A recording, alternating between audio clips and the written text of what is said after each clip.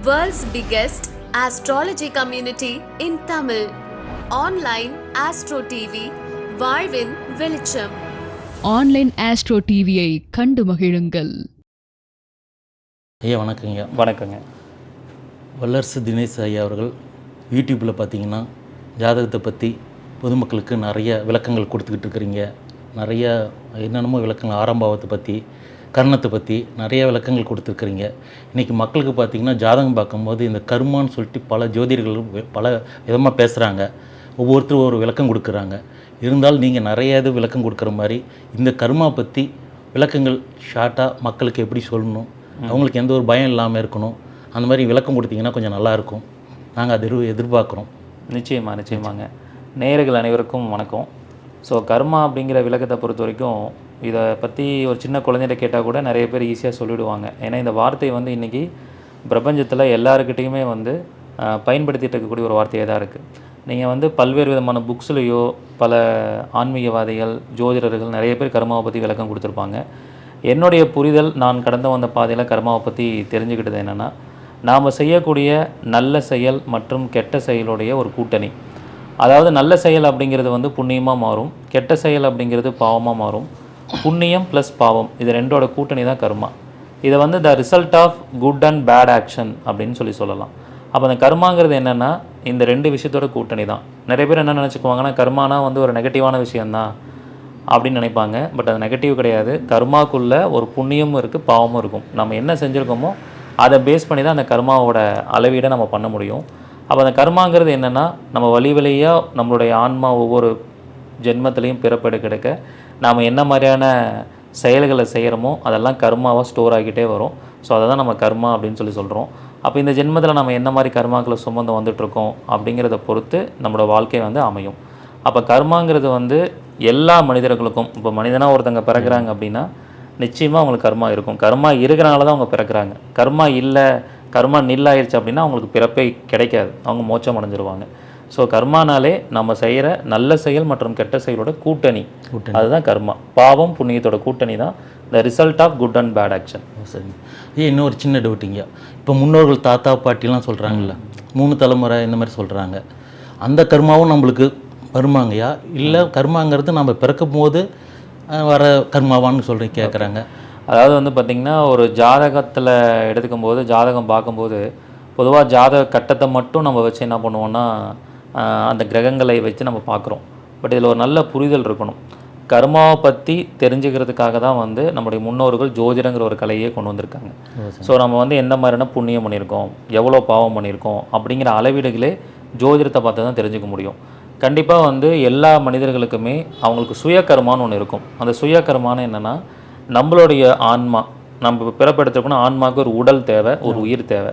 So அப்போ நம்மளுடைய ஆன்மா என்ன கர்மா பண்ணியிருக்கோ அதுவும் இந்த ஜென்மத்தில் வேலை செய்யும். நம்மளுடைய அப்பா அம்மாவாக வரவங்க, நம்முடைய முன்னோர்களாக இருந்தவங்க, இல்லை ஒரு 10 தலைமுறைக்கு இருந்தவங்க யாராக இருந்தாலும் அவங்களுடைய கர்மாவும் தொடரும். ஸோ அப்போ கர்மாங்கிறது வந்து வழியாக தொடர்ச்சியாக வரக்கூடிய விஷயம்தான். ஏன்னா மக்களுக்கு இந்த சந்தேகம் வந்ததுன்னா முன்னோர்கள் செஞ்ச பாவண்டா அப்படின்னு சொல்லுவாங்க, வார்த்தையில் வில்லேஜெலாம் சொல்லுவாங்க. நிச்சயமாக அந்த இதுக்கெலாம் நீங்கள் ஐயா வந்து பரவாயில்ல மக்களுக்கு ஒரு விளக்கம் கொடுத்தீங்கன்னு வச்சுங்க, இன்னும் கொஞ்சம் சிறப்பாக இருக்கும், வர படிக்கிறவங்களுக்கு நல்லா இருக்கும். அதெல்லாம் ஐயா கிட்ட தெரிஞ்சுக்க. நிறைய பேர் ஜாதகம் பார்க்க வரும்போது என்ன சொல்லுவாங்கன்னா, சார் ஒரு 50 வயசில் ஒருத்தர் வராருன்னா, நான் இந்த பிறந்ததுலேருந்து நான் 50 காலகட்டத்தில் நான் எந்த பாவமும் பண்ணதில்லை, ஆனால் நான் வாழ்க்கையில் கஷ்டப்படுறேன்னு சொல்லுவாங்க. அப்போ கஷ்டப்படுறாங்கன்னா பாவம் பண்ணாதவங்க ஏன் கஷ்டப்படணும் அப்படின்னு பார்க்கும்போது அந்த சோல், அந்த சுயகர்மா இந்த ஜென்மத்தில் எந்த பாவமும் பண்ணாமல் இருந்திருக்கும். ஆனால் ப்ரீவியஸ் பர்த்தில் பண்ணியிருப்பாங்கல்ல, அதனுடைய விஷயங்கள்லாம் வந்து அவங்களுக்குன்னு ஒரு கார்மிக் அக்கௌண்ட் ஓப்பன் ஆகும். இப்போ நம்ம எப்படின்னா, நம்ம ஈஸியாக சொல்கிற மாதிரி புரிஞ்சுக்கணுன்னா, நம்ம எல்லாருமே என்ன பண்ணுறோம், பேங்க்கில் அக்கௌண்ட் வச்சுருக்கோம். ஏதோ ஒரு பேங்க்கு, தனியார் பேங்க்லேயோ அரசு வங்கியில் அக்கௌண்ட் வச்சுருக்கோம். அந்த அக்கௌண்ட்டில் நம்ம சம்பாதிக்கிற காசுலாம் என்ன பண்ணுறோம், போட்டு வைக்கிறோம், சேவிங்ஸ் மாதிரி போட்டு வைக்கிறோம். அந்த மாதிரி நம்ம எல்லாருக்கும் கார்மிக் அக்கௌண்ட் அப்படிங்கிறது இந்த பிரபஞ்சத்தில் இருக்கும். அப்போ நம்ம செஞ்ச பாவ புண்ணியங்கள்லாம் அந்த கார்மிக் அக்கௌண்ட்டில் போய் ஸ்டோர் ஆகும். அப்போ அந்த கார்மிக் அக்கௌண்ட்டில் இருக்கிறது நம்ம ஒவ்வொரு தடவையும் பிறப்பெடுக்கும் போதும் அதில் எவ்வளோ கழிச்சிருக்கோம், எவ்வளோ செலவு பண்ணியிருக்கோங்கிறத பொறுத்து மீதி பேலன்ஸ் ஆகிக்கிட்டே வரும். அந்த பேலன்ஸை அடிப்படையாக வச்சு தான் நம்ம என்ன பண்ணுவோம், ஒவ்வொரு பிறப்பும் எடுக்கிற மாதிரி சூழல் வருது. ஐயா ரொம்ப நன்றிங்கய்யா, ரொம்ப சந்தோஷம் விளக்கம் கொடுத்தீங்க. மகிழ்ச்சி. ஐயா வணக்கம். வணக்கம். இப்போ கர்மாவை பற்றி ஐயா பேசுனாங்க. சரிங்க. கர்மா பற்றி நல்லா விளக்கம் சொல்லியிருக்கீங்க. நிறைய யூடியூப்லேயும் உங்களை பற்றி கேட்டிருக்கிறேன், நிறைய தகவலை தெரிஞ்சுக்கிட்டோம். ஓகே. இப்போ கர்மா வந்து நிறையா பேர் கர்மா எங்கே போனாலும் கர்மான்னு இப்போ புதுசாக நிறையா, இதுக்கு முன்னாடி எங்களுடைய காலகட்டத்திலலாம் கம்மியாக தான் கேள்விப்பட்டிருக்கோம். ஓகே. ஆனால் முன்னோர்கள்லாம் பார்த்தீங்கன்னா கர்மாவை பற்றி எதை எடுத்தாலும் உன்னுடைய பூர்வ புண்ணிய கர்மான்னு எல்லாம் நிறைய சொல்லிகிட்டே இருக்காங்க. இதை வந்து விதியை மதியால் வெல்ல முடியுமா? அதுக்கு வந்து ஒரு நல்ல கேள்வி. இதை வந்து ஜோதிடத்துலேயும் சரி நார்மல் லைஃப்லேயுமே வந்து நிறைய பேர் கேட்கக்கூடிய கேள்வி தான். கர்மாக்கும் விதிக்கும் வந்து ஒரு பெரிய வித்தியாசம்லாம் ஒன்றும் இல்லை. நம்ம கர்மா என்னவா இருக்கோ அதுதான் விதியாக செயல்படுது. இப்போ வந்து நம்ம என்ன மாதிரி பாவம் புண்ணியம் பண்ணியிருக்கோமோ அதோட கூட்டணியாக கர்மா இருக்குது.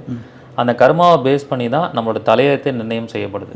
இப்போ ஒரு ஆன்மா இந்த ஜென்மத்தில் பிறப்பெடுக்குதுன்னா இந்த ஆன்மா வந்து ஒரு 70 வயசு வரைக்கும் வாழணும் அப்படிங்கிறது விதியாக விதிக்கப்பட்டிருக்கும்.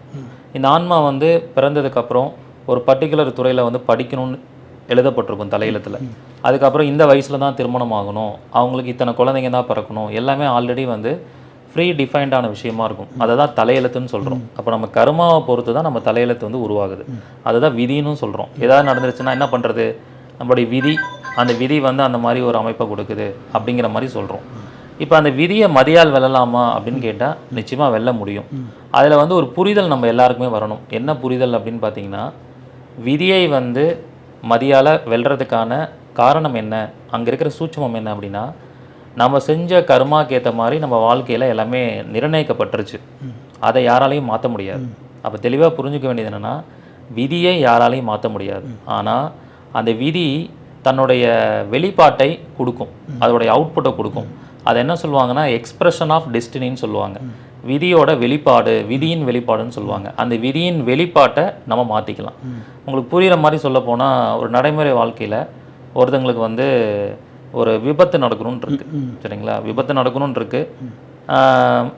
விபத்து நடக்கணும் அப்படிங்கிறது வந்து விதி அப்படின்னு சொல்லலாம். அல்லது அவங்களுக்கு வந்து ஒரு ரத்த இழப்பீடு ஏற்படணும், உடம்புல இருந்து பிளட்டை வந்து லாஸ் ஆகணும் அப்படின்னு இருக்கு. அதுதான் விதி. அதை நம்மளால மாற்ற முடியாது. பிளட்டு வந்து கம்பல்சரி வெளியில் போய் தான் ஆகும். அது விதி நடந்தே தீரும், நடக்கும். ஆனால் அந்த பிளட்டை வெளியில் வரதை வந்து விபத்துனால தான் நடக்கணும்னு கிடையாது. அவங்க சமைக்கும் போது தெரியாமல் காய்கறி நறுக்கும் போது கத்திப்பட்டு கூட பிளட்டு வெளியேறலாம். ஸோ அந்த மாதிரியும் நடக்கலாம். அல்லது வந்து அவங்க போய் ஒரு ரத்த தானம் பண்ணுறது மூலிமா கூட ரத்தத்தை வெளியேற்றிக்க முடியும். அப்போ அதனால தான் என்ன சொல்கிறோன்னா, விதியை என்றைக்கும் மாற்ற முடியாது, விதியோட வெளிப்பாட்டை நம்மளால் மாற்றிக்க முடியும். இப்போ ஒருத்தங்க வந்து மேரேஜே பண்ணுறாங்க, ஒரு ஜாதகத்தில் பார்க்கும்போது அந்த பெண்ணுக்கு வந்து கணவன் கூட வாழக்கூடிய அமைப்பு இல்லை அப்படின்னு விதி இருக்குது. கணவன் கூட வாழக்கூடிய அமைப்பு இல்லைன்னா அதில் வந்து அந்த விதி அப்படின்னு இருக்குன்னா அந்த விதி கண்டிப்பாக நடக்கும். ஆனால் அவங்களுடைய பூர்வ புண்ணியம், அவங்களுடைய கர்மா, அவங்க ஜாதகத்தில் இருக்கக்கூடிய கிரக வலிமையை பொறுத்து அந்த விதியை எப்படி விதியின் வெளிப்பாட்டின் மூலிமா மாற்ற முடியும் அப்படின்னு பார்க்கும்போது, இப்போ ஒரு கணவன் வந்து வெளிநாட்டில் போய் வேலை பார்க்குறாரு, அந்த பெண்ணும் கணவன் கூட வாழ முடியாமல் தானே இருப்பாங்க. அதுதான். அதே மாதிரி ஒரு கணவன் வந்து இறந்து போயிடுறார், அவங்களும் கணவன் கூட வாழ முடியாது. டிவோர்ஸ் ஆகிடுது ஒருத்தங்களுக்கு, அவங்களும் கணவன் கூட வாழ முடியாமல் போயிடும். இல்லை ஒரே ஊர்லேயே கணவனும் மனைவியும் பிரிஞ்சிருப்பாங்க, இவங்களும் வாழ முடியாமல் போகும். அப்போ இது எல்லாத்தோட பேஸ் என்னென்னா கணவன் கூட வாழ முடியாது. ஆனால் அது ஒவ்வொன்றும் பாருங்கள், விதியின் வெளிப்பாடு ஒவ்வொருத்தருக்கும் ஒவ்வொரு மாதிரி இருக்குது. அப்போ அதுக்காக தான் வந்து என்ன பண்ணுறோம், மதிங்கிறத என்னை பொறுத்த வரைக்கும் பரிகாரம். நாம் சில பரிகாரங்கள் செஞ்சுக்கிறது மூலிமா என்ன பண்ணலான்னா இந்த விதியின் வெளிப்பாட்டை நமக்கு சாதகமாக மாற்றிக்கலாம். அதுதான் இதில் இருக்கிற ஒரு சூட்சமே. அப்போ எல்லாரும் என்ன சொல்லுவாங்கன்னா, சில பேர் கூட சொல்லுவாங்க, இந்த ஜோதிடத்துறையிலேயே நிறைய கான்ட்ரவர்சி இருக்குது. என்ன கான்ட்ரவர்சினா, சில ஜோதிடர்கள் வந்து பரிகாரம்லாம் எதுவும் கிடையாது, பரிகாரத்தை நம்பாதீங்க, ஜோதிடத்தில் வந்து நடக்கிறதா நடக்கும், அதை யாராலையும் மாற்ற முடியாதுன்னு ஒரு குரூப் ஆஃப் பீப்புள் சொல்கிறாங்க அவங்களுடைய அனுபவத்தில். இப்போ எங்களை மாதிரி இருக்கக்கூடிய ஜோதிடர்கள் பார்த்தீங்கன்னா, இல்லை பரிகாரங்கிறது இருக்குது, கண்டிப்பாக நம்ம சில விஷயங்களை மாற்ற முடியும்னு சொல்கிறோம். அதில் வந்து ஒரு நல்ல அதில் ஒரு கண்டிஷன் என்ன அப்படின்னா, விதியை மாற்ற முடியாது, விதியின் வெளிப்பாட்டை மாற்றிக்கொள்ளலாம். கண்டிப்பாக மாற்ற முடியும்.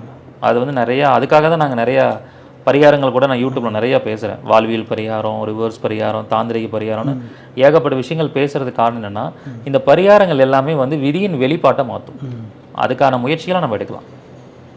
கண்டிப்பாக நல்ல விளக்கம் கொடுத்தீங்க, அருமையாக கொடுத்தீங்க. ஏன்னா எல்லாமே விதிப்படி நடக்குதுன்னா அதுக்கான அடுத்த முயற்சிகள் அவங்க அதை அணுகிறதே இல்லைங்க. நிச்சயமாக அது ஒரு பயத்திலேயே வந்து முடங்கி கிடந்துடுறாங்க. கண்டிப்பாக முடங்காமல் இருக்கிறதுக்கு அதாவது எப்பயுமே வந்து பார்த்திங்கன்னா, இப்போ ஒரு மருத்துவர்கிட்டே போகிறோம்னா, மருத்துவர் போனோடனே உடம்புல என்ன பிரச்சனை இருக்குன்னு நம்ம சொன்னோடனே டெஸ்ட் எடுத்து பார்க்குறாரு. டெஸ்ட் எடுத்து பார்த்துட்டு உங்களுக்கு வந்து வயிற்று வலி வரணும்னு விதி இருக்குங்க, வயிற்று வலியாக நீங்கள் கஷ்டப்படணும், இப்படி தான் நீங்கள் வந்து கஷ்டப்படுவீங்கன்னு சொல்லி அமுச்சு விட்டுட்டாருன்னா மருத்துவருக்கு என்ன வேலை? வேலை இல்லை. அவர் ஜோதிடர்கிட்ட வரும், ஜோதிடர்கிட்ட வந்து ஜாதகத்தை பார்த்தோன்னே உங்களுக்கு தலையெழுத்துப்படி உங்களுக்கு வந்து இன்னொரு 2 வருஷத்தில் நீங்கள் வந்து ஒரு பெரிய லாஸ் அனுபவிக்க போகிறீங்க, உங்களுக்கு 50 லட்ச ரூபா லாஸ் ஆக போகுது, இதான் உங்கள் தலையெழுத்து அப்படின்னு சொல்லி அமுச்சு விட்டா நாம் எதுக்கு ஜோதிடம் பார்க்கணும்? அதுக்கு என்ன மாற்று வழி? ஜோதிடமே நீங்கள் பார்க்க தேவையில்லையே. இது நடக்க தான் போகுது, மாற்ற முடியாதுன்னா இதுக்குமே வர தேவையில்லை. அப்போ நம்மளுக்கு முன்னோர்கள் எதுக்காக இதெல்லாம் உருவாக்குனாங்கன்னா விதியின் வெளிப்பாட்டை நம்ம மாற்றிக்க முடியும். இப்போ நம்ம ஒரு அக்கௌண்ட்டில் ஒரு 50 லட்ச ரூபா இருக்கிற விஷயம் நமக்கு லாஸ் ஆக போகுதுன்னா நம்மளை விட்டு போக போகுதுன்னு அர்த்தம், அது விரயமாக போகுதுன்னு அர்த்தம். அந்த விரயத்தை நம்ம சுப விரயமாக மாற்றிக்கலாம். 50 லட்ச ரூபாய்க்கு ஒரு இடம் வாங்குங்க, 50 லட்ச ரூபாய்க்கு வீடு கட்டி முடிச்சிருங்க. அப்போ நம்ம கையில் இருக்கிற பணம் என்ன ஆகிடும்? லிக்விட் கேஷாக இருக்கிறது ஒரு அசட்டாக உருவாயிடும். இந்த வெளிப்பாடை வந்தது பயன்படுத்த தெரியல.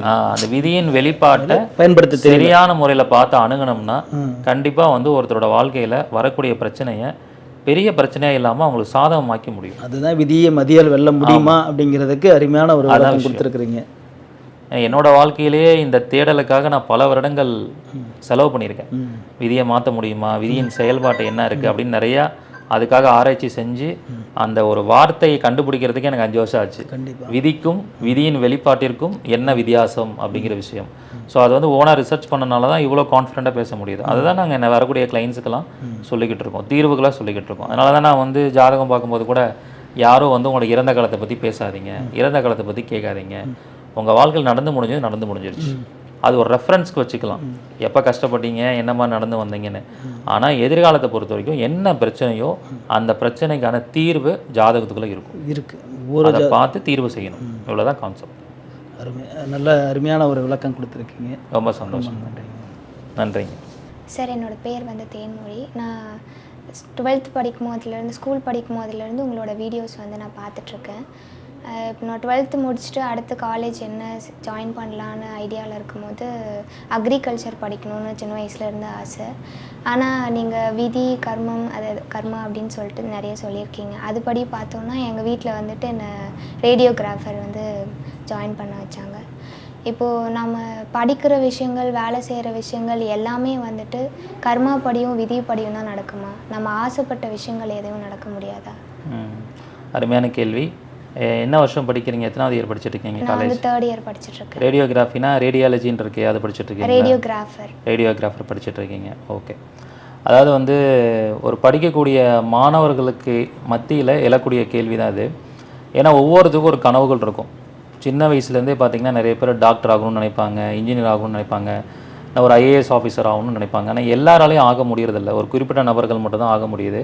இதுக்கு என்ன காரணம்னா, நீங்கள் போன ஜென்மத்தில் செய்த கர்மாவை பொறுத்து உங்கள் ஜாதகத்தில் இந்த ஜென்மத்தில் இந்த துறையில் தான் போக முடியும்னு சொல்லி எழுதப்பட்டிருக்கும். அதுதான் தலையெழுத்து விதின்னு சொல்கிறோம். அப்போ அதை நம்ம தெரிஞ்சுக்கிட்டு அதுக்கான விஷயத்தில் எஃபோர்ட் போட்டு போகிறது அப்படிங்கிறது ரொம்ப நல்ல விஷயமா இருக்கும். இது ஒரு குடிப்பனைன்னு தான் சொல்லணும். இப்போ நிறைய பேருக்கு பார்த்திங்கன்னா அவங்க எந்த விஷயத்தின் மேலே ஆர்வம் செலுத்துகிறாங்களோ, அவங்களுக்கு ஆர்வம் ஒன்று இருக்கும், அதே விஷயத்துலேயே அவங்க படித்து சக்ஸஸ் ஆகி போயிடுவாங்க. சில பேருக்கு ஆசைப்படுவாங்க அந்த விஷயத்தில் போகணுன்னு, ஆனால் அது கிடைக்காது. விருப்பமே இல்லாத பிடிக்காத ஒரு துறையில் போய் வேலை பார்ப்பாங்க. இது எல்லாமே அவங்களுடைய கர்மாவை பொறுத்து தான். இது எந்த மாதிரியான கர்மாவில் வருது அப்படின்னு பார்த்தீங்கன்னா, போன ஜென்மத்தில் அவங்களுக்கு பிடிச்ச வேலை கிடச்சிருக்கும், அவங்க ஆசைப்பட்ட மாதிரி எல்லாமே நடந்திருக்கும், ஆனால் அதை வந்து மிஸ்யூஸ் பண்ணியிருப்பாங்க. இப்போ ஒருத்தருக்கு மருத்துவம் ஆகணும்னு ஆசைப்பட்டிருப்பாரு, மருத்துவம் ஆகியிருப்பாங்க, ஆனால் அந்த மருத்துவத்தில் போய் நேர்மையான முறையில் மருத்துவம் பார்க்காம மக்களை ஏமாற்றிருப்பாங்க. அப்போ அதை மிஸ்யூஸ் பண்ணனால அந்த கர்மா என்ன பண்ணணும்னா, இந்த ஜென்மத்தில் அவங்க பிறக்கும் பொழுது அவங்க விருப்பப்பட்ட மாதிரி நடக்காது. அவங்க இஷ்டப்படாத ஒரு வேலையை ரொம்ப கஷ்டப்பட்டு மன உளைச்சலோடு பார்த்துக்கிட்டே இருப்பாங்க.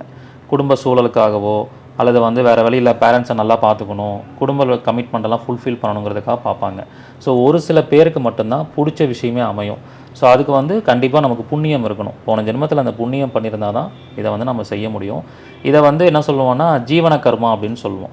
ஏன்னா நம்ம என்ன படிக்கிறோமோ அந்த படித்ததை வச்சு தான் நாளைக்கு ஜீவனம் பண்ண போகிறோம், அதன் மூலிமா சம்பாத்தியம் பண்ண போகிறோம், அதை வச்சு தான் நம்ம சாப்பிட போகிறோம். அப்போ ஜீவன கர்மா அப்படின்னு சொல்கிறது. அப்போ இதை ஜாதகத்தில் தெளிவாக பார்க்க முடியும். ஒருத்தர் டாக்டர் ஆக முடியுமா, இன்ஜினியர் ஆக முடியுமா, ஆடிட்டிங் படிக்க முடியுமா அப்படிங்கிறத. நான் பொதுவாக உங்களை மாதிரி இருக்கக்கூடிய குழந்தைங்களுக்கு நிறைய பேருக்கு இந்த கேரியர் கவுன்சிலிங் கூட கொடுத்துட்ருக்கேன்.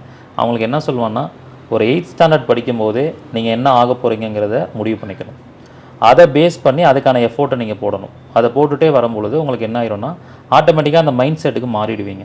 ஏன்னா நிறைய பேர் கனவுகளோடு இருப்பாங்க, அந்த 8th அவங்களோட ஆம்பிஷனை கரெக்டாக ஃபாலோ பண்ண ஆரம்பித்தாங்கன்னா அவங்க காலேஜ் வரும்போதெல்லாம் வந்து அது கரெக்டான ரீச் அவுட் வந்து பண்ண முடியும். ஸோ இதுதான் காரணம். அப்போ நீங்கள் ஆசைப்பட்ட மாதிரி அக்ரிகல்ச்சர் போகணும்னு வருத்தமாக இருக்கா? ஆமாம், கண்டிப்பாக. ஓகே.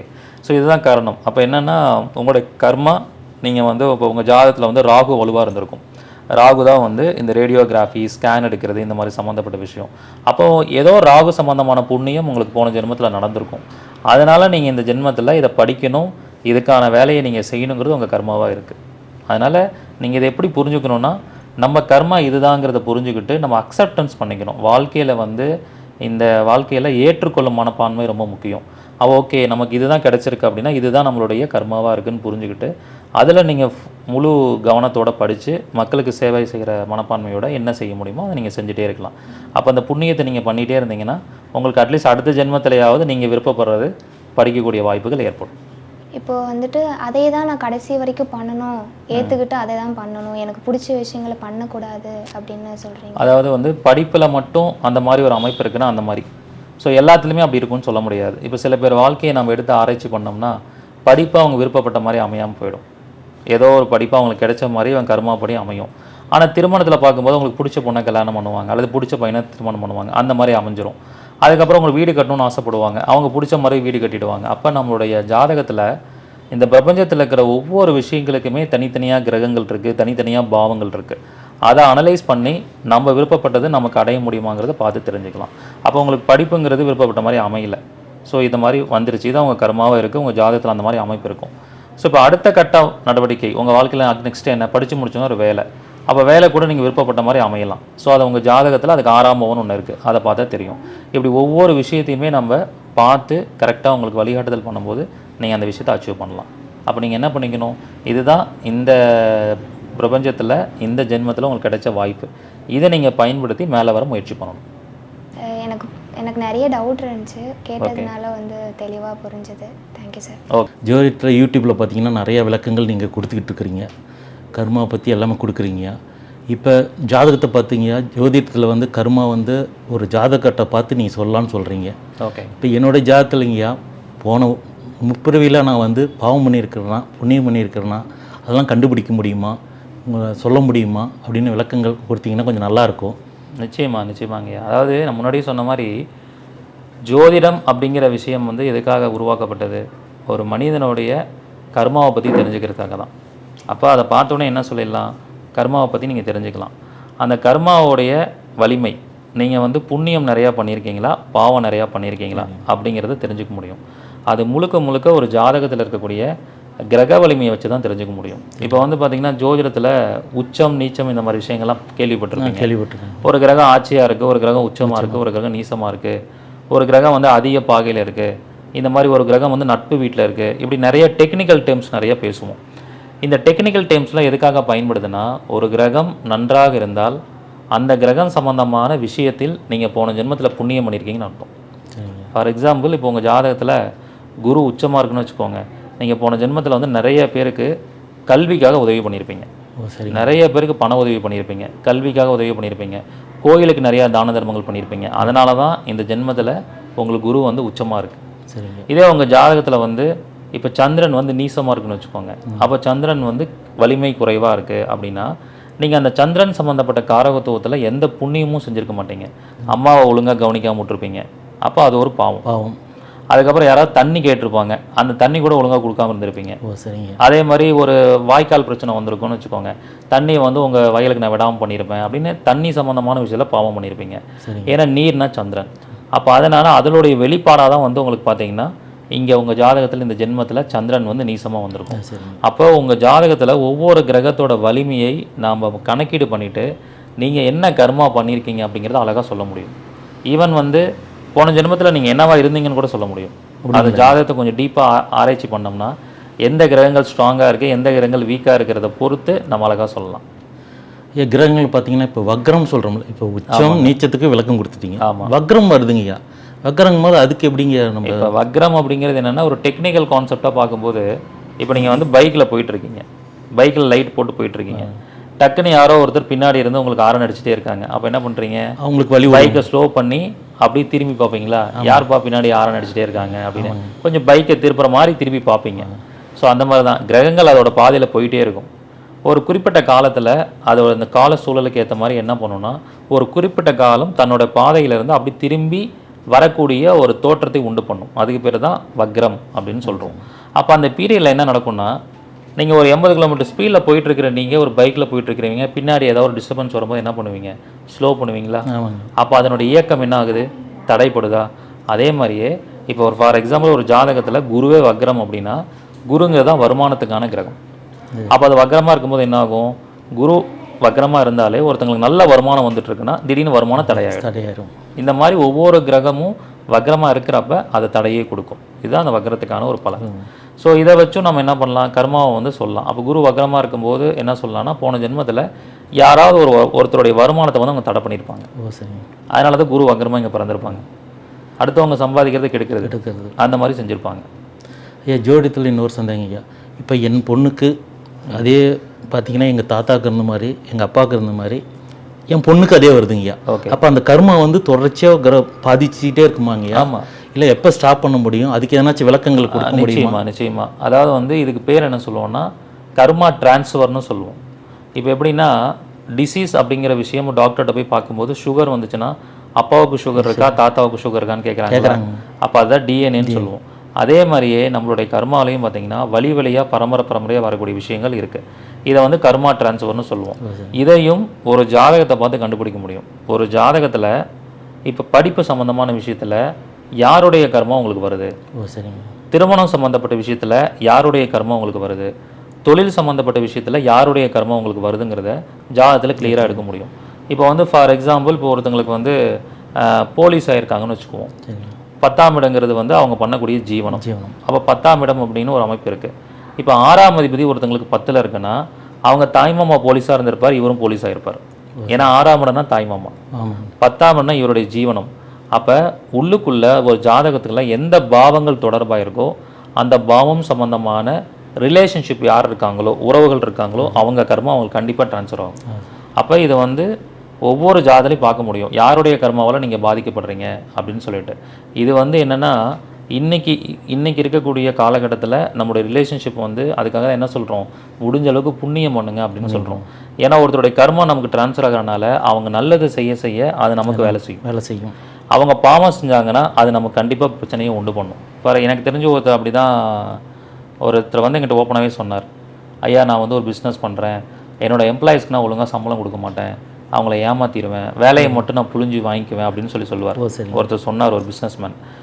அவருடைய ஜாதகத்தில் வந்து அப்போ என்ன நடக்குது அப்படின்னா, 6ஆம் இடங்கிறது தான் எம்ப்ளாயீஸ், 6ஆம் இடங்கிறது தான் வந்து நம்ம கீழே வேலை பார்க்குறவங்க.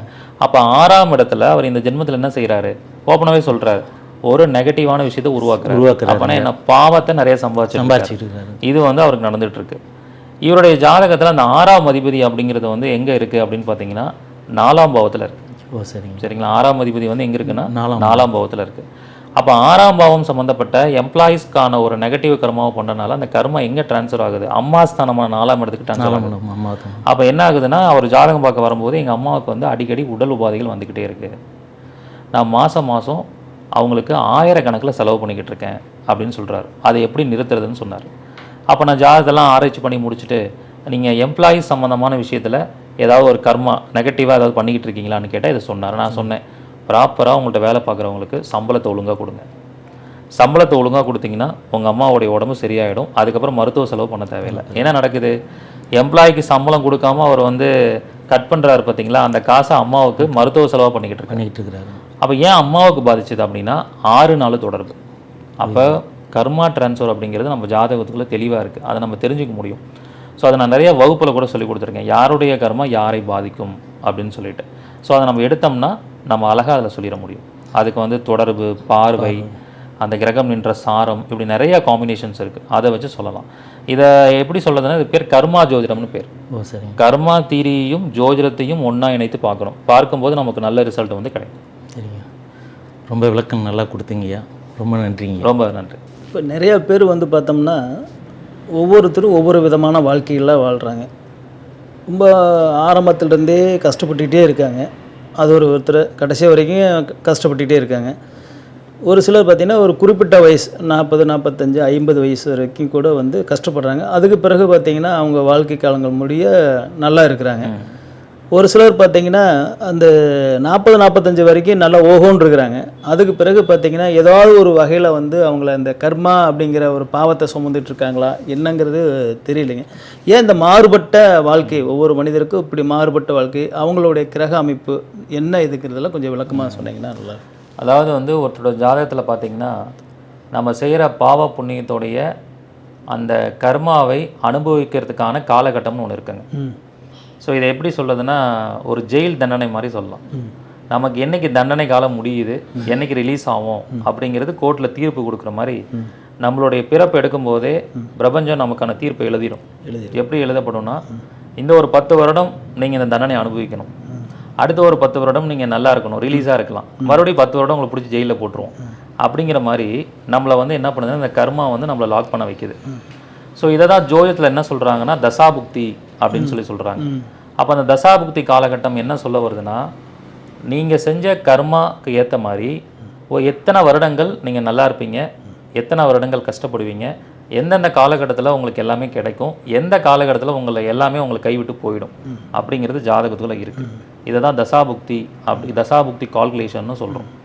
அப்போ ஒருத்தங்க வந்து பார்த்திங்கன்னா சில பேர் பிறந்ததுலேருந்தே கடைசி வரைக்கும் ஒரு 70 வயசு வரைக்கும் ஆயுள் இருக்குன்னா அந்த 70 வயசு வரைக்குமே சூப்பராக இருப்பாங்க. அவங்களுக்கு என்னென்னா அவங்க வாழ்க்கையில் நடக்கிற எல்லா தசாவும் புத்திகளும் அருமையாக இருக்கும்.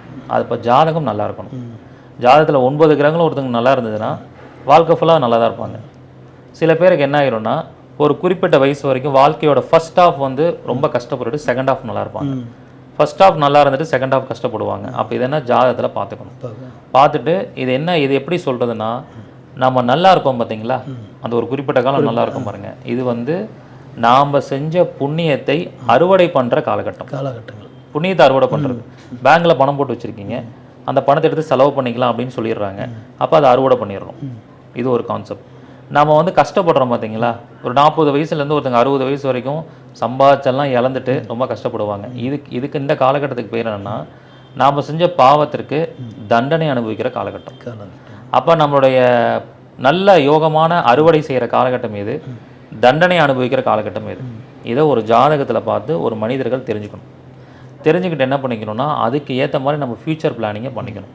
ஒரு குழந்தை பிறக்குதுனாலே அந்த குழந்தை பிறந்த உடனே ஆயுளை பற்றி தீர்மானம் பண்ணுறோம். அந்த குழந்தை ஒரு குறிப்பிட்ட காலம் வாழும்ட்டு. அந்த குறிப்பிட்ட காலத்தில் எப்போ கஷ்டப்படுவாங்க, எப்போ நல்லா இருப்பாங்கங்கிறத வந்து ஒவ்வொரு மனிதர்களும் தெரிஞ்சுக்கணும். அது நம்ம தசாபுத்தி பார்த்து சொல்ல முடியும். அதுக்கு ஜோதிடர்களும் கொஞ்சம் டைம் கொடுக்கணும். டைம் கொடுத்து நீங்கள் ஜோதிடர்கிட்ட பேசுனீங்கன்னா கண்டிப்பாக வந்து அதை நம்ம ஆராய்ச்சி பண்ணி சொல்லலாம். உங்களுக்கு 40 வயசுலேருந்து 50 வயசு வரைக்கும் வாழ்க்கையில் பிரச்சனை வருதுங்க, கவனமாக இருந்துக்கோங்க, ஒரு பெரிய அடி இருக்குது அப்படின்னா என்ன பண்ணுவாங்க, 40 வயசு வரைக்கும் சம்பாதிச்சதை சேஃப்டி பண்ணி வச்சுக்கலாமா? 40 to 50 வரைக்கும் வருமானமே வராதுன்னு ஜாதியில் இருக்குன்னு வச்சுக்கோங்க. அப்போ என்ன பண்ணுவோம், சம்பாதிச்ச சேஃப்டி பண்ணிவிட்டு நம்மளோட சொத்தெல்லாம் வந்து மனைவி பேரில் மாற்றி வச்சுட்டு அமைதியாக இருக்கும். அப்போ என்ன ஆயிரும், கிரகங்கள் அந்த டைமில் வந்து நம்மளோட சொத்தெல்லாம் அழிக்கிறதுக்கு பதிலாக நாமளே எல்லாமே மனைவி பேரில் மாற்றிட்டு எம்டியாக உட்காந்துக்கிட்டோம்னா கிரகம் வந்து பார்க்கும், ஓகே இவர் என்ன எப்படி இருக்காரு, இப்போ இவர் பேரில் எதுவுமே இல்லைப்பா, எம்டியாக தான் இருக்கார், இவரை வந்து ஆல்ரெடி எம்டியாக தான் இருக்கார், இவரை என்ன எம்டி பண்ணுறதுன்னு அடுத்த கட்டத்துக்கு நோக்கி நாங்கள் வந்துடும். ஸோ இது வந்து எப்படின்னா எல்லாமே அந்த கட்டத்தில் இருக்கிற விஷயம்தான். இதை நம்ம பார்த்து அனலைஸ் பண்ணி தெரிஞ்சுக்கணும். தெரிஞ்சுக்கிறது மூலிமா நம்ம இது பண்ணிக்கலாம். அதை தான் அடிக்கடி என்ன சொல்லுவேன்னா, ஜாதகம் பார்க்குறதுக்குன்னே ஒரு மெத்தட் இருக்குது, அதை ஒரு விழிப்புணர்வோடு அணுகணும். இது ஏன் எனக்கு அந்த விழிப்புணர்வு கிடைச்சதுன்னா, நான் கிட்டத்தட்ட ஒரு 100-150 ஜோசியரை பார்த்துருப்பேன் இந்த துறைக்கு வரதுக்கு முன்னாடி. ஒவ்வொருத்தரையும் பார்க்கும்போது ஒவ்வொரு அனுபவம், ஏன் இவர் இதை பார்க்குறாரு, ஏன் அதை பார்க்குறாரு, ஏன் இதை சொல்லாமல் விட்டார் அப்படிங்கிறது அந்த அனுபவத்தெல்லாம் கேதர் பண்ணிட்டு தான் நான் அஸ்ட்ராலஜிக்குள்ளே வந்தேன். சாதாரணமாக ஏதோ படித்தோம் உள்ள அஸ்ட்ராலஜிக்குள்ளே புதிச்சிட்டோன்னு இல்லாமல் நிறைய விஷயங்கள் என்னுடைய கடந்த கால பக்கங்களை திருப்பி பார்க்கும்போது அந்த அனுபவங்களை கேதர் பண்ணிட்டு தான் உள்ளே வந்திருப்பேன். நிறைய பேர் சொல்லுவாங்க, நான் நிறையா பேர் வீட்டுக்கு ஜாதகம் பார்க்க போகும்போதெல்லாம் விஐபி வீட்டுக்கு ஜாதகம் பார்க்கும்போது நீங்கள் ஜோசியர் வரலையான்னு கேட்பாங்க. ஜோசியர் எங்கே பார்த்த அப்படின்னு கேட்பாங்க. நம்மளோட வயசு நம்மளோட தோற்றத்தை பார்த்துட்டு அவங்க நம்பிக்கை வராது. ஆனால் ஒன்ஸ் நம்ம பார்த்து முடிச்சுட்டு வெளியில் வரும்போது உங்களோட வயசை விட நீங்கள் அதீதமான ஒரு மெச்சூரிட்டியில் இருக்கீங்க அப்படின்னு சொல்லுவாங்க. இது காரணம் என்னென்னா, இறைவன் நமக்கு அந்த வயசில் ஒரு அனுபவத்தை கொடுத்துட்டாரு. அதனால நம்மளால் ஈஸியாக இந்த விஷயங்களில் விளக்கங்கள்லாம் கொடுக்க முடியுது. அப்போ தசாபுத்திங்கிற விஷயம்தான் ஒரு மனிதன் வாழ்ந்து கெட்டு போகிறதுக்கும் காரணம், கெட்டு போன வாழ்க்கையில் வாழ்ந்துட்டு இருக்கிறவங்கள வெற்றியடை வைக்கிறதுக்கும் காரணம். கண்டிப்பாங்க. அதாவது ஒவ்வொரு மனிதராக பிறந்துட்டாலே வந்து நம்ம வாழ்க்கைக்கு வந்து எப்படி உடலில் வந்து ஒரு டாக்டர் போய் செக் பண்ணுறோமோ அந்த அந்த காலகட்டத்தில் தசாபுத்திகள் கோள்களினுடைய இயக்கத்தை வந்து நம்ம ஜோதிட அறிவுரை கேட்டு நம்ம நடந்துக்கிட்டோம்னா நம்ம வாழ்க்கையை வந்து சீராக அமைச்சுக்கலாம். கண்டிப்பாக நிச்சயமாக அமைச்சுக்க முடியும். இதில் என்னென்னா மக்கள் வந்து ஒரு விஷயத்தை நல்லா புரிஞ்சுக்கணும். முதல்ல வந்து நீங்கள் வந்து ஒரு மருத்துவரை போய் பார்க்குறீங்க, ஒரு குழந்தைங்களுக்கு காலேஜ் படிக்க வைக்கிறீங்க, இப்படி எல்லா விஷயத்துக்குமே முதல் ஒரு கன்ஃபர்மேஷன் ஒரு கருத்து அப்படிங்கிறது யார்கிட்ட கேட்க வராங்க? ஜோதிடத்தை கேட்க வராங்க. ஜோசியர்கிட்ட கேட்க வரணும், ஜோசியர் வந்து நமக்கு நல்ல விஷயங்கள் சொல்லணும், நமக்கு நல்ல வழிகாட்டணும் அப்படிங்கிற எதிர்பார்ப்புகள் மக்கள்கிட்ட இருக்குது. ஆனால் மக்களுக்கு வந்து ஜோதிடரை இன்னமும் வந்து ஒரு பயன்படுத்தக்கூடிய பொருளாக யூஸ் அண்ட் த்ரோவாக தான் நிறைய பேர் யூஸ் பண்ணுறாங்க. ஒரு சில மனிதர்கள், ஒரு சில மக்கள் அப்படி இருக்காங்க. அந்த மனப்பான்மை வந்து ஒருத்தங்கள்ட்ட இருந்து மாறணும். ஜோதிடம் அப்படிங்கிறவங்க வந்து அவங்க வாழ்க்கையில் நமக்கு கிடைச்ச பொக்கிஷம், அதை நம்ம நல்லா பயன்படுத்திக்கணும். எப்பயுமே ஒரு ஜோதிடம் பார்க்குறவங்கள வந்து நம்ம எப்படின்னா அவங்க வந்து ஒரு தெய்வ தூதர்கள் மாதிரி அவங்கள பார்க்கணும். ஏன்னா அவங்க தான் வழிகாட்டுறவங்க. அவங்க என்ன நினைக்கிறாங்க அப்படின்னு சொல்லி பார்த்தீங்கன்னா, அவங்கள வந்து நம்ம ஒரு அடிமை மாதிரி நடத்திக்கணும்னு நினைக்கிறாங்க. கேட்குற டைமில் அப்பாயின்மெண்ட் கொடுத்துடணும், கேட்குற டைமில் கேட்குற கேள்விக்கு பதில் சொல்லணும், இந்த மாதிரி நினைக்கிறாங்க. அந்த மாதிரி நடக்காது. ஏன்னா அவங்க தெய்வ தூதர்கள் அப்படின்னா தெய்வத்தை பார்க்கறது எவ்வளோ போராடுறோம். குருவாக நினச்சி அப்போ குருவாக மனசால நினச்சி ஒருத்தங்க மேலே முழு நம்பிக்கை வச்சு நீங்கள் வந்து ஜாதகம் பார்க்குறீங்கன்னா நிச்சயமாக அந்த குருவர்கள் உங்களுக்கு கிடைக்கும். கண்டிப்பாக அந்த பய உணர்வு இருந்தாலே உணர்வு இருக்கணும். அப்போ இன்னொரு விஷயம் என்னென்னா, அந்த குரு காணிக்கை அப்படிங்கிற விஷயத்த வந்து சரியான முறையில் கொடுக்கணும். அது கொடுக்கணுங்க. ஆமாம், அப்போ தான் அந்த நமக்கு படிக்க ஃப்ரீயாக அந்த விஷயத்த பண்ணிக்கலாம், எல்லாமே இலவசமாக பண்ணிக்கலாம்னு நினைப்பாங்க. யாரெல்லாம் இலவசமாக ஜாதகம் பார்க்கணும்னு நினைக்கிறீங்களோ, யாரெல்லாம் இலவசமாக ஏதாவது நினைக்கணும்னு நினைக்கிறீங்களோ, கண்டிப்பாக அவங்களுக்கு வழிகாட்டுதல் பயன்படாது. ஏன்னா என்னோட வாழ்க்கையில் நான் அனுபவிச்சிருக்கேன். நான் வந்து பார்த்தீங்கன்னா ஒரு ஜாதகர் ஒரு ஜோதிடத்தை போய் பார்க்கும்போது எங்கிட்ட பணமே இல்லைனாலும் கடன் வாங்கிட்டு போயெல்லாம் ஜோதியம் பார்த்துருக்கேன். அவர் சரியாக சொல்கிறாரோ இல்லையோ, நமக்கான நேரத்தை நமக்கு ஒதுக்கியிருக்கார், அவர் ஒரு குருவாக வந்திருக்கார். இதெல்லாம் நம்மளுடைய போன ஜென்மத்தோட தொடர்பு தான். ஒரு ஜோதிடர் நமக்கு போய் ஒரு வழிகாட்டுதல் கொடுக்குறாருனாலே போன ஜென்மத்தில் அவருக்கு நீங்கள் ஏதாவது செஞ்சுருப்பீங்க, ஒரு கைமாறு செஞ்சுருப்பீங்க. அதனால தான் இப்போ வந்து உங்களுக்கு ஒரு வழிகாட்டுதல் கொடுக்குறாரு. அதை சரியான முறையில் அவங்களுக்கு கொடுத்து பார்க்கணும். எல்லாரும் அதில் தான் தவறு பண்ணுறாங்க. அந்த நிறைவு இல்லாமே போயிருங்க. நிறைவு இல்லாமல் கணக்கு கொடுக்கலன்னா அது அவங்க கொடுக்கக்கூடாதுங்கிற மனநிலையை அவங்க அமைஞ்சு போயிருதுங்க. நிச்சயமாக அவங்க 99% பார்த்தீங்கன்னா அந்த குருவுக்கு நல்லா செய்யணும் அப்படிங்கிற ஒரு மனநிறைவோடு தான் இருக்காங்க. ஆமாம், அவங்க அந்த இடத்துல அந்த கர்மா வந்து வேலை செய்யுதுங்களா? கர்மா வேலை செய்யாமல் விட்டுறது. கர்மா வேலை செய்யாமல் விடும்போது நம்ம அதை புரிஞ்சுக்கணும். ஏன் இந்த விஷயத்தை இந்த இடத்துல சொல்கிறேன்னா, இதுவும் ஒரு கர்மா தான். இப்போ வந்து குரு ஒரு ஜாதகத்தில் வீக்காக இருக்குனாலே அவங்க என்ன பண்ணியிருப்பாங்கன்னா, குருதட்சணை ஒழுங்காக கொடுத்துருக்க மாட்டாங்க. ஒரு கலையை கற்றுக்கிட்டு குருதட்சணை ஒழுங்காக கொடுத்துருக்க மாட்டாங்க. அப்படி இருக்கிறவங்களுக்கு என்ன ஆகும்னா, இந்த ஜென்மத்தில் குரு வீக் ஆகும். குரு வீக் ஆகும்போது என்ன ஆகும்? குழந்தை பாக்கியத்தில் பிரச்சனை வரும், படிப்பில் பிரச்சனை வரும், இந்த மாதிரியான ப்ராப்ளங்கள்லாம் கொடுக்கும். இது எல்லாம் எப்படி நம்ம சரி பண்ணிக்கிறதுங்க? இது சரி பண்ணுறதுக்கு தான் நமக்கு ஜாதக ரீதியாக பரிகாரங்கள் அதாவது அதை தான் விதியின் வெளிப்பாட்டை மாற்றுறது. அதுக்கு ஏகப்பட்ட பரிகாரங்கள் சொல்லலாம். இப்போ குருவை வந்து ஒருத்தங்களுக்கு நீசமாக இருக்குன்னா அதை வலிமைப்படுத்துறதுக்கு என்ன பண்ணும்? குருவோட புண்ணியம் இல்லாதனால தான் நீசமாக வந்திருக்கு. அப்போ குருவோட புண்ணியத்தை நீங்கள் இன்க்ரீஸ் பண்ணிக்கணும் அப்படின்னா குருமார்களுக்கு அடிக்கடி ஏதாவது தான தர்மம் பண்ணணும். வஸ்திர தானம் பண்ணுங்க. ஜோதிடம் பார்க்குறவங்க, டீச்சர்ஸு, கோயிலில் வேலை பார்க்குற அர்ச்சகர்களுக்கு வேலைக்கிழமை மஞ்சள் கலர் வேஷ்டி துண்டு வாங்கி கொடுங்க. வஸ்திரதானம் பண்ண குரு நீசமாக இருக்கிறது என்ன ஆகும்? ஒரு பாயிண்டாவது இன்க்ரீஸ் ஆகிட்டே இருக்கும். இப்போ குரு அப்படின்னா வந்து சந்தனம் நடத்தும். கோயில்களுக்கு சந்தன அபிஷேகம் பண்ணுறதுக்கு சந்தனம் நிறையா வாங்கி கொடுங்க. குரு தான் கர்ப்பிணி பெண்கள், குழந்தைகள், சின்ன சின்ன குழந்தைங்களுக்கு வந்து ஏதாவது ஸ்வீட் வாங்கி கொடுங்க. கர்ப்பிணி பெண்களுக்கு உதவி பண்ணுங்க. உதவி செய்கிறதுனால மட்டும்தான், தான தர்மம் பண்ணதுனால மட்டும்தான் நமக்கு கார்மிக் அக்கௌண்ட்டில் இருக்கக்கூடிய ஒரு வலிமை குறைவாக இருக்கிற கிரகத்தை வலிமையாக மாற்ற முடியும். இதை எல்லாரும் புரிஞ்சுக்கணும். இன்னொரு கேள்விங்க, அதாவது இப்போ நம்ம பிறப்புக்கு பிறகு தான் நம்மளுடைய இவ்வளோ நம்ம ஜாதக ரீதியாக வந்து தோஷங்கள் இருக்கிறது, கர்மாக்களினுடைய பாதிப்பு இருக்குது, முன்னோர்கள் நம்ம என்னப்பா அவங்களுக்கு இத்தனையும் நம்ம பிறப்புக்கு பின்னாடி தான் தெரிய வருதுங்க. இது முன்னாடி செஞ்ச கர்மாவை நம்ம சேர்த்து சுமக்கிறோம். முன்னாடி இருக்க அவங்க செஞ்ச கர்மாவை நம்ம சேர்த்து சுமந்துக்கிட்டு அவங்களுடைய கர்மாவை கழிக்கிறதுக்கு நம்ம காலம் பத்த மாட்டேங்குது. நிச்சயமாக இப்போ இந்த வாழ்வியல் பரிகாரங்கள் நீங்கள் நிறையா உதாரணங்கள் சொல்லியிருக்கிறீங்க. வாழ்வியல் அன்றாட வாழ்வியல். இப்போ நான் வந்து உங்ககிட்ட பேசினாலே, உங்ககிட்ட நான் ஒரு பரிகாரம் வாங்கிட்டாலே எனக்கு ஒரு பரிகாரங்கள் நடந்துருக்கு இருக்கு. இந்த வாழ்வியல் பரிகாரத்தை இன்னும் வந்து எங்களுக்கு நிறையா நீங்கள் சொன்னீங்கன்னா நல்லாயிருக்கும். நிச்சயமாக அது வந்து பார்த்தீங்கன்னா இப்போ கிட்டத்தட்ட நிறையா ஆயிரக்கணக்கான பரிகாரங்கள் யூடியூப்பில் சொல்லியிருப்பேன். இன்னும் நிறைய விஷயங்கள் நான் ரிசர்ச் பண்ணிகிட்டே தான் இருப்பேன். ஆராய்ச்சி அப்படிங்கிறது ஒரு ஜோதிடருக்கு முக்கியமாக தேவை. ஜோதிடத்தில் நான் வந்து ஒரு பல வருடங்கள் அனுபவமாக இருக்கேன், நான் ஜோதிடத்தில் எல்லாத்தையும் படித்து முடிச்சிட்டேன், இனிமேல் படிக்கிறதுக்கு எதுவும் இல்லைன்னு யாராவது சொன்னாங்கன்னா அவங்கள உண்மையை நம்பக்கூடாது. நம்பக்கூடாது. ஏன்னா ஜோதிடத்தை படித்து முடிக்கவே முடியாது, அவ்வளோ விஷயங்கள் இருக்குது. இப்போ இன்றைக்கி நாங்கள் ஒரு சில விஷயங்களை வந்து ஃபாலோ பண்ணிகிட்டு இருக்கோன்னா ஒரு 5 வருஷம் கழித்து ஜோதிடத்தில் புதுசாக யாரோ ஒருத்தர் கண்டுபிடிப்பார். ஜோதிடத்தில் அடிப்படை என்றைக்குமே மாறாது. 9 கிரகம், 12 பாவம், 12 ராசி, 27 நட்சத்திரங்கிறது மாறாது. 28வது நட்சத்திரம் ஒருத்தங்க கண்டே பிடிக்க முடியாது. அது இந்த பிரபஞ்சத்தில் எப்பயுமே நடக்காது. ஆனால் ஜோதிடத்தில் இருக்கக்கூடிய சில மறைபொருள், அதை தான் ஆக்சுவலி என்ன சொல்கிறாங்கன்னா அக்கல்ட்டுன்னு சொல்கிறாங்க, மறைபொருள் ஞானம்னு சொல்கிறாங்க. அந்த மறை ஞானம் அப்படிங்கிறது ஒரு குறிப்பிட்ட காலகட்டத்தில் பிரபஞ்சம் ஒருத்தர் தேர்ந்தெடுத்து அவங்க மூலியமாக அந்த விஷயங்கள் வெளியில் வரும். இந்த வாழ்வியல் பரிகாரங்கிற வார்த்தை பார்த்தீங்கன்னா யூடியூப்பில் முதல்ல 2018வது வருஷத்தில் ஆன்லைன் அஸ்ட்ரோ டிவியில் முதல்ல நான் தான் போடுறேன், வாழ்வியல் பரிகாரம் அப்படிங்கிற அந்த வார்த்தையை போடுறேன். இல்லை, உங்கள் டிவி பார்த்ததுக்கு பிறகு தான் அந்த வாழ்வியல் பரிகாரங்கிற, ஏன்னா கோயிலுக்கு போய் போக பண்ண முடியாதவங்க, நிறைய செலவு பண்ண முடியாதவங்க இந்த வாழ்வியல் பரிகாரத்தை சின்ன சின்ன பரிகாரமே எளிமையாக வந்து நிவர்த்தி பண்ணிக்கலாம். அது வந்து அந்த ரிசர்ச்சில் வர விஷயம் தான். ஸோ இந்த மாதிரி இப்போ அந்த விஷயங்கள் போடப்பட்டது நம்ம பண்ணிகிட்டு இருக்கோம், செஞ்சுக்கிட்டு இருக்கோம். இப்போ இன்னும் ஒரு 5 வருஷம் கழிச்சு பார்த்தீங்கன்னா புதுசாக ஏதாவது ஒரு விஷயங்களை யாராவது கொண்டு வருவாங்க, அதையும் நம்ம கற்றுக்கணும். ஒரு ஜோதிடர் வந்து அப்டேட் ஆகிட்டே இருக்கணும், புதுசாக கற்றுக்கிட்டே இருக்கணும். ஏன் இந்த விஷயத்தை நான் சொல்கிறேன்னா, இன்றைக்கி ஜாதகம் பார்க்க வரவங்க நிறைய பேர் அப்பாயின்மெண்ட் பார்த்து வரவங்க, சார் நாங்கள் வந்து நிறைய ஜோசியரை பார்த்துருக்கோம், எங்கள் ஊர்லெலாம் ஜோசியம் பார்ப்போம், ஆனால் நீங்கள் காசி ஜாதகம்னு சொல்கிறீங்க, அதே மாதிரி வாழ்வியல் பரிகாரம்னு சொல்கிறீங்க, முடக்கு தோஷம்னு சொல்கிறீங்க, இதெல்லாம் எங்கள் ஜோசியை யாருமே சொல்லவே இல்லை, நீங்கள் மட்டும் தானே சொல்கிறீங்க. இது ஏன் இந்த வித்தியாசம் வருது அப்படின்னா அப்டேஷன் இல்லாதனால தான். நம்ம நிறைய விஷயங்கள் கற்றுக்கிட்டே இருக்கணும். இன்னைக்கு ஒரு விஷயம் ஜோதிடத்தை ஒருத்தங்க கண்டுபிடிக்கிறாங்கன்னா கூட அதையும் கற்று வச்சுக்கணும். அப்போ தான் அது யாரோ ஒருத்தருக்காவது அவங்க ஜாதகத்தில் பயன்படும், அவங்களுக்கு ஒரு வழிகாட்டுதல் கொடுக்கறதுக்கு பயன்படும். அது ரொம்ப முக்கியமான விஷயமா அந்த ஆட்டிடியூட்டை எல்லா ஜோதிடர்களும் வளர்த்திக்கணும். ரொம்ப சந்தோஷங்க. இந்த வாழ்வியல் பரிகாரம், ஏன்னா கோயிலுக்கு போக முடியாதவங்க நிறைய தடுமாறிட்டு இருக்காங்க, உங்கள் வாழ்வியல் பரிகாரத்தில் இன்னும் அப்டேட் நிறையா கொடுக்கணும் அப்படின்னு சொல்லிட்டு உங்களை நிச்சயமாங்க கூடிய விரைவில் நிறையா பரிகாரங்கள் கொடுப்பேன். ஓகே, ரொம்ப சந்தோஷம். நன்றி. நான் வந்து உங்களோட யூடியூப்பில் வீடியோவில் வந்து நிறைய பார்த்துருக்கேன். காலச்சக்கரம் அப்படின்ற வேர்டை வந்து நிறைய யூஸ் பண்ணுவீங்க. காலச்சக்கரம்னா என்ன? காலச்சக்கரமுக்கும் கர்மாவுக்கும் என்ன தொடர்பு இருக்குது? ஓகே, இப்போ வந்து பொதுவாக பார்த்திங்கன்னா யூடியூப்பில் நிறையா சொல்லியிருப்பேன். ஏதாவது ஒரு விஷயங்கள் உங்களுக்கு சக்ஸஸ் ஆகணும் அப்படின்னா காலச்சக்கரங்கிற ஒரு பெரிய வைப்ரேஷனை நம்ம கையில் எடுக்கணும்.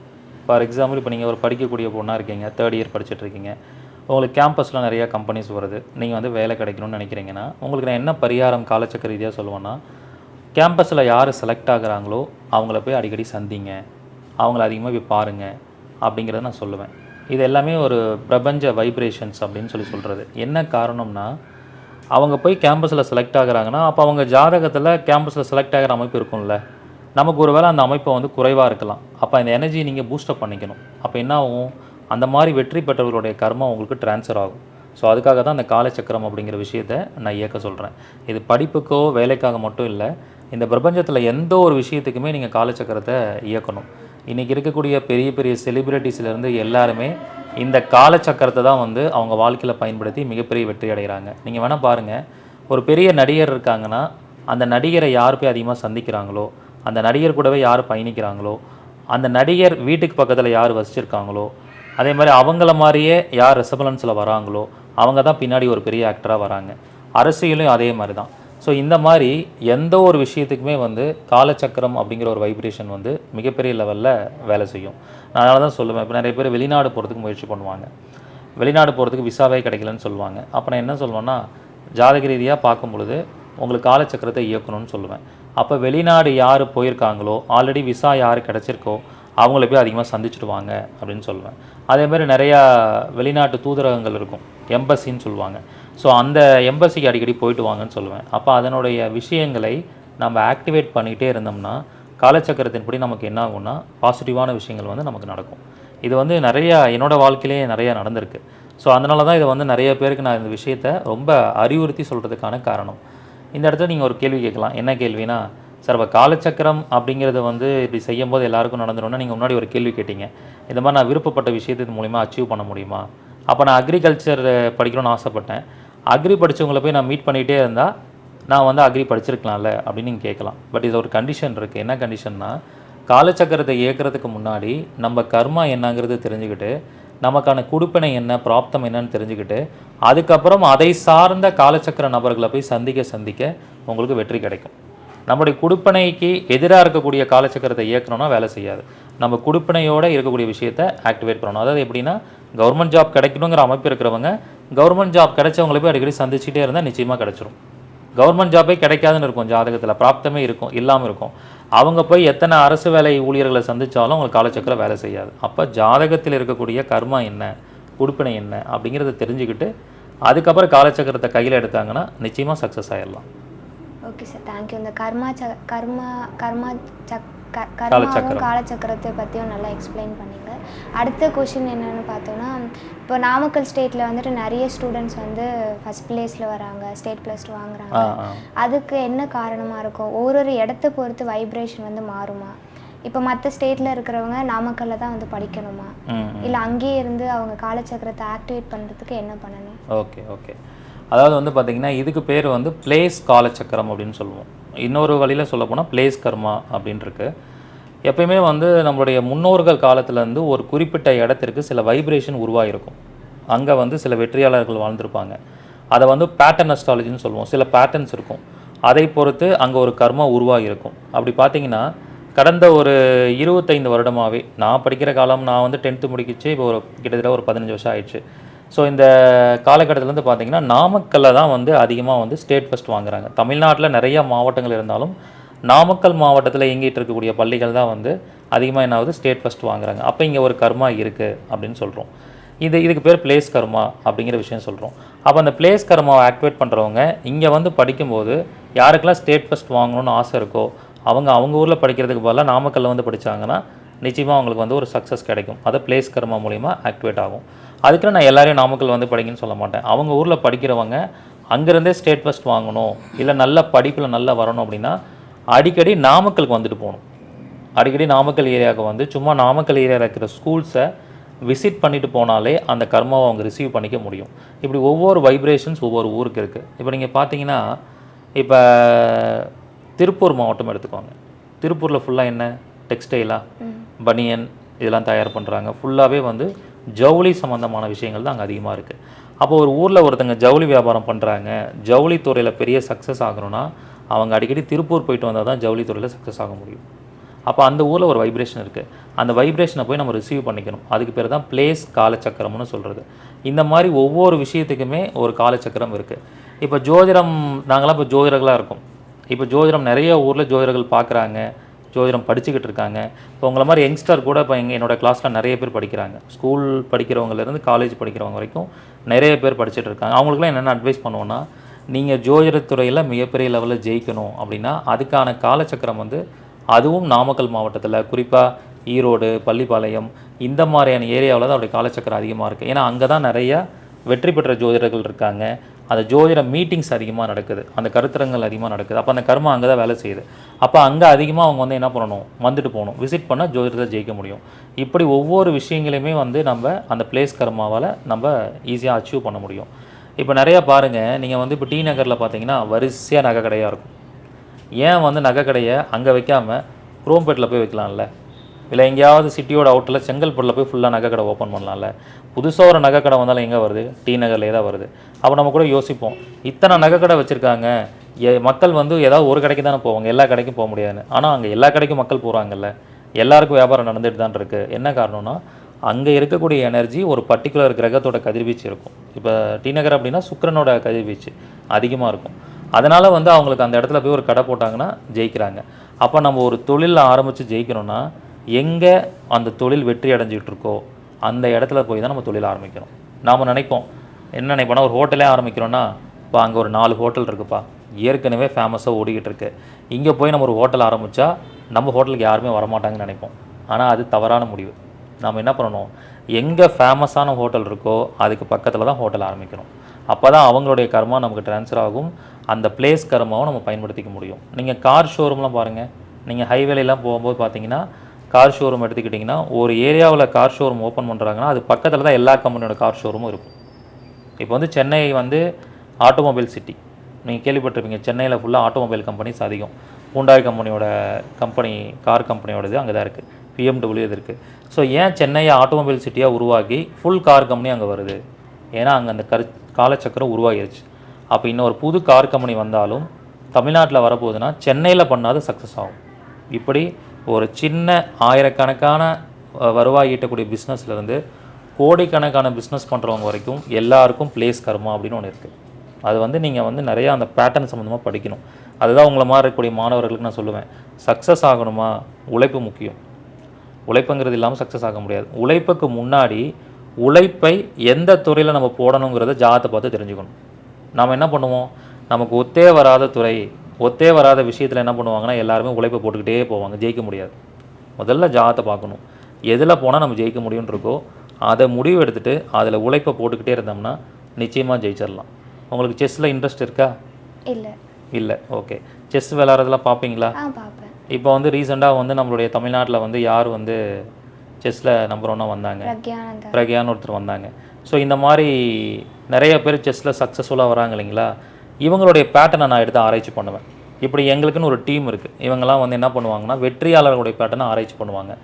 இந்த செஸ்ஸில் ஜெயித்தவங்க பார்த்தீங்கன்னா டாப் 10ல் இருக்கிறவங்க எல்லாருமே தமிழ்நாட்டை சேர்ந்தவர்கள். ஒரு தமிழ்நாட்டில் இருக்கக்கூடிய ஒரு பர்டிகுலர் தனியார் பள்ளியில் படித்தவங்க, சரிங்களா? ஒரு தனியார் பள்ளியோட பேரை ஓப்பனாக சொல்ல முடியாது. அந்த தனியார் பள்ளியில் படித்தவங்க தான் அதில் வந்து மிகப்பெரிய லெவலில் சக்ஸஸ். எல்லாருமே ஒரே ஸ்கூல். அப்போ என்ன இருக்குது, அப்போ நம்ம என்ன சொல்லணும், நம்மளோட ஜாதகம் பார்க்க வரவங்க நான் என்ன இந்த பேட்டர்னை வச்சுக்குவேன், இந்த பேட்டர்னை கண்டுபிடிச்சாச்சா, அவங்க ஒரு பேரண்ட்ஸ் வந்து பார்க்குறாங்க, சார் என் பையன் செஸ்ஸில் ஜெயிக்கணும் அப்படின்னா என்ன, நீங்கள் எப்படியாவது வந்து செஸ்ஸில் சக்ஸஸ்ஃபுல்லாக அந்த பேட்டர்னை கொடுத்துட்ருக்குற அந்த ஸ்கூலில் உங்கள் பையனை படிக்க வைங்க, அல்லது அந்த ஸ்கூலோட வாசல்லையாவது போய் நீங்கள் கொஞ்ச நேரம் நின்றுட்டு வாங்க, அந்த ஸ்கூலுக்குள்ளே போய் ஒரு 1/2 hour உட்காந்துட்டு வாங்க. அப்போ தான் அந்த பையனுக்கு செஸ் விளையாடுறதுக்கான கர்மா வேலை செய்யும். இப்படி ஒரு பிரம்மாண்டமான விஷயம் காலச்சக்கரங்கிறது. அது வந்து ஒரு அற்புதமான ஒரு விஷயம். அதை ஒருத்தர் கெட்டியாக பிடிச்சிட்டாங்கன்னா மிகப்பெரிய சக்ஸஸ் ஆகலாம். என் வாழ்க்கையில் என்னோடய சக்ஸஸ்க்கான காரணம் சீக்ரெட் ஆஃப் த சக்ஸஸ்ங்கிறது காலச்சக்கரம் தான். அதை என்றைக்கும் அந்த பேட்டர்னை மாற்றக்கூடாது. சரிங்களா? Thank you sir. காலச்சக்கரம்ன்றதை பற்றி நிறைய எக்ஸ்பிளைன் பண்ணிங்க, ரொம்ப தெளிவாக சொன்னீங்க. Thank you sir. ரொம்ப சந்தோஷம். ஐயா, இப்போ காலச்சக்கரத்தை பற்றியும் கர்மாவை பற்றியும் நிறைய விளக்கங்கள், நிறைய எல்லா இடமெல்லாம் சொன்னீங்க எப்படி பண்ணுன்ட்டு. இதை பற்றி வகுப்புகள் ஏதாச்சும் இப்போ ரீசெண்டாக ஆரம்பிக்க போகிறீங்களா? அதை பற்றி என்ன சொல்லுங்கள். ஆமாங்க, இந்த நிறைய பேர் வந்து இந்த கர்மா காலச்சக்கரத்தை பற்றி வகுப்படுங்கன்னு கேட்டாங்க. ஏற்கனவே இந்த வகுப்பு வந்து ஒரு 2 வருஷத்துக்கு முன்னாடி எடுத்தேன் நான். அதுக்கப்புறம் இந்த வருஷம் எடுக்கலான்னு பிளான் பண்ணியிருக்கேன். ஜூலை மாதத்தில் 3வது வாரம் அந்த வகுப்பை வந்து எடுக்கலான்னு பிளான் பண்ணியிருக்கேன். 22ஆம் தேதி இந்த வகுப்பை ஆரம்பிக்கலாம் அப்படின்னு ஒரு பிளான் இருக்குது. ஸோ இது வந்து ஒரு 20 நாள் வகுப்பாக நடத்த போகிறேன், கர்மா காலச்சக்கரம் அப்படிங்கிற தலைப்பில். ஸோ இந்த வகுப்பில் வந்து கர்மாவை பற்றி ஒரு முழுமையான விளக்கம், அதவே நம்ம ஜாதகத்தில் பார்த்தோன்னே எப்படி கர்மாவை கண்டுபிடிக்கிறது, போன ஜென்மத்தில் நீங்கள் என்னவா இருந்தீங்க, என்ன மாதிரி கர்மாக்களை சுமந்து வந்திருக்கீங்க இப்படிங்கிற தகவலை கொடுக்க போகிறேன். இப்போ காலச்சக்கரத்தை பற்றி விளக்கம் கொடுத்த மாதிரி ஒவ்வொரு விஷயத்துக்கும் காலச்சக்கரம் இருக்குது. இப்போ படிக்கிற குழந்தைங்களுக்கு எப்படி காலச்சக்கரத்தை பயன்படுத்தணும், திருமணம் ஆகாதவங்களுக்கு எப்படி காலச்சக்கரத்தை பயன்படுத்தணும், குழந்தை இல்லாதவங்க எப்படி காலச்சக்கரத்தை பயன்படுத்தணும், அதே மாதிரி பிஸ்னஸில் ஜெயிக்கணும்னா எந்த காலச்சக்கரத்தை பயன்படுத்தணும், இப்படி பல்வேறு விதமான துறையில் இருக்கிறவங்களுக்காக இந்த காலச்சக்கரம் அப்படிங்கிற விஷயத்தையும் சொல்லிக் கொடுக்க போகிறேன். நிறையா தகவல்கள் அடங்கிய ஒரு வகுப்பாக இருக்கும். எல்லாருமே இதில் படிக்கலாம். இது இந்த சப்ஜெக்ட் எப்படின்னா கொஞ்சம் ஜோதிடம் தெரிஞ்சிருக்கணும். ஜோதிடம் தெரியாதவர்களும் இந்த வகுப்பில் கலந்துக்கலாம். ஏன்னா இது வந்து முழுக்க முழுக்க கர்மாவை பற்றி, பிரபஞ்ச விதிகளை பற்றி, காலச்சக்கரத்தை பற்றி இருக்கிறனால ஜோதிடம் தெரியாதவங்க கூட இதில் தெரிஞ்சுக்கலாம். பேசிக்காக ஜோதிடம் சம்மந்தமான சில விஷயங்களை சொல்லி கொடுத்துட்டு இந்த வகுப்பு நான் எடுப்பேன். அப்போ ஜோதிடம் தெரிஞ்சவங்க தெரியாதவங்க கூட இந்த வகுப்பு படிக்கலாம். இல்லை, இப்போ ஜோதிடம் வந்து சுத்தமாக தெரியல, நட்சத்திரம் எதுவுமே இல்லை, இது தெரிஞ்சுக்கிட்ட வாழ்வியல் பரிகாரத்தில் கூட கொஞ்சம் கொஞ்சம் பண்ணிக்கிட்டு அவங்க அப்படியே இம்ப்ரூவ் பண்ணிக்கலாம். ஒரு அடிப்படையாக அந்த வகுப்பை புரிஞ்சுக்கிறதுக்கான ஜோதிட கருத்துக்களை சொல்லி கொடுத்துட்டு தான் வகுப்பு ஆரம்பிப்பேன். அதில் நிறைய விஷயங்கள் சொல்லிக் கொடுப்பேன். அதில் வந்து அவங்களுக்கு ரொம்ப பயனுள்ள வகையில் இருக்கும் இந்த வகுப்பு. இப்போ ஜாதகம் பார்க்க வரவங்களுக்கும் அது பேட்டர்ன் அப்படியே சொல்லணும்னு வச்சுங்க, அதே சரியாக இருக்கும். நிச்சயமாக ஜாதகம் பார்க்க வரவங்க அந்த கர்மா எல்லாம் தெரிஞ்சுக்கிட்டு உங்களுடைய வாழ்வியல் பரிகாரம் யூடியூப்பில் நிறையா இது சொல்லியிருக்கிறீங்க. நிறையா யூடியூப்பில் பார்த்தீங்கன்னா சின்ன மெசேஜாக இருந்தாலும் அது செஞ்சு பார்த்தா அது பழிக்குன்னு சொல்லி நிறையா இது சொல்லியிருக்கிறேன். கண்டிப்பாக அது மாதிரி நீங்கள் வந்து நல்லா விளக்கங்கள் கொடுக்குறீங்க. சீக்கிரம் இந்த வகுப்பு ஆரம்பிக்கணும், எல்லோரும் நம்ம வந்து பயனடைக்கணும். கண்டிப்பாங்க, நிச்சயமாக பயனடைவாங்க. ஏன் இந்த வகுப்புகள் போடுறதுக்கான காரணம் என்னென்னாங்க, ஒரு சப்ஜெக்ட் அப்படிங்கிறது வந்து இப்போ எனக்கு ஒரு சப்ஜெக்ட் கிடச்சிருக்குன்னா அந்த சப்ஜெக்டை வந்து ஒரு 100 பேருக்காக சொல்லிக் கொடுக்கணும், போய் ரீச் ஆகணும். ரீச் ஆனால் தான் அவங்க போய் ஒரு 1000 பேருக்கு சொல்ல முடியும். நான் ஒருத்தரால் மட்டுமே இந்த உலகத்தில் எல்லாருக்கும் போய் அந்த விஷயத்தை சொல்லிக் கொடுக்க முடியாது. அப்போ கற்றுக்கிறவங்க போய் அவங்க என்ன பண்ணுவாங்க, அட்லீஸ்ட் அவங்க வீட்டில் இருக்கிற குழந்தைங்களுக்கு சொல்லிக் கொடுப்பாங்க. அந்த குழந்தை போய் அவங்க கூட படிக்கிற ஃப்ரெண்டுக்கு சொல்லிக் கொடுக்கும். அப்போ இந்த விஷயங்கள் ரொம்ப முக்கியம். அப்போ நான் இப்போ நிறையா பேரண்ட்ஸ் இருக்கீங்க, உங்களுடைய ஸ்கூல் படிக்கிற குழந்தைங்க இருப்பாங்க, காலேஜ் படிக்கிற குழந்தைங்க இருப்பாங்க. எல்லாருக்கும் என்ன பண்ணுறீங்கன்னா, நல்ல பண்புகளை சொல்லிக் கொடுக்குறீங்க. ஒழுக்கமாக இருக்கணும், நல்லா கரெக்டான ஃபுட்டு சாப்பிட்ணும், உடம்பை சுத்தமாக வச்சுக்கணும், கண்ணியமாக இருக்கணும், நேர்மையாக நடந்துக்கணும். இப்படி நல்ல பண்புகளை ஒவ்வொரு பேரண்ட்ஸும் குழந்தைங்களுக்கு தவறாமல் சொல்லிக் கொடுப்பாங்க. இது எல்லா பேரண்ட்ஸும் பண்ணிக்கிட்டு இருக்காங்க. இதை பேரண்டிங்னு சொல்லுவோம். நீங்கள் எல்லா பேரண்ட்ஸுமே வந்து குழந்தைங்களுக்கு கர்மாவை பற்றியும் காலச்சக்கரத்தை பற்றியும் கண்டிப்பாக சொல்லிக் கொடுக்கணும். ஒன்று அவங்க கற்றுக்கிட்டு சொல்லிக் கொடுக்கணும், அல்லது குழந்தைங்களுக்கு கற்றுக் கொடுக்கணும். இப்போ நிறைய பேர் என்ன பண்ணுறாங்கன்னா, சம்மர் கிளாஸில் வந்து ஸ்விம்மிங் கற்றுக் கொடுக்குறாங்க, அதுக்கப்புறம் ஸ்கேட்டிங் கற்றுக் கொடுக்குறாங்க, அதுக்கப்புறம் வந்து ஒரு டிராயிங் கிளாஸ் அனுப்புகிறாங்க, யோகா கிளாஸ் அனுப்புகிறாங்க, இதெல்லாம் பண்ணுறாங்க. ஆனால் யாருமே தைரியமாக அஸ்ட்ராலஜி கிளாஸ் அனுப்புறதில்ல, யாருமே கர்மாவை பற்றி கற்றுக்கிறதுக்கு அனுப்புறதில்ல. ஆனால் இது அத்தனை கிளாஸுக்கும் மேலே ஒரு மனிதன் தெரிஞ்சுக்க வேண்டியது இந்த கர்மாவை பற்றி தெரிஞ்சுக்கணும். அப்போ வந்து ஒரு குழந்தை அதை தெரிஞ்சுக்கிட்டா சின்ன வயசுலேருந்து அவங்க வாழ்க்கையில் நம்ம எதை செய்யணும் செய்யக்கூடாதுங்கிறதுல தெளிவாயிடுவாங்க. அது குறிப்பாக அந்த காலச்சக்கரம் கற்றுக்கிட்டாங்கன்னா சின்ன வயசுலேருந்து அந்த காலச்சக்கரத்தின்படி பயணிக்க ஆரம்பிச்சிருவாங்க. இப்போ பார்த்தீங்கன்னா சின்ன வயசில் இப்போ அந்த கம்ப்யூட்டர் இதெல்லாம் பார்த்தீங்கன்னா சின்ன வயசுலேருந்து இப்போ கற்றுக் கொடுக்குறாங்க. அப்போ அந்த காலத்தில் கிடையாது. நம்ம ஆமாம், டிவி பார்க்குறதே அது.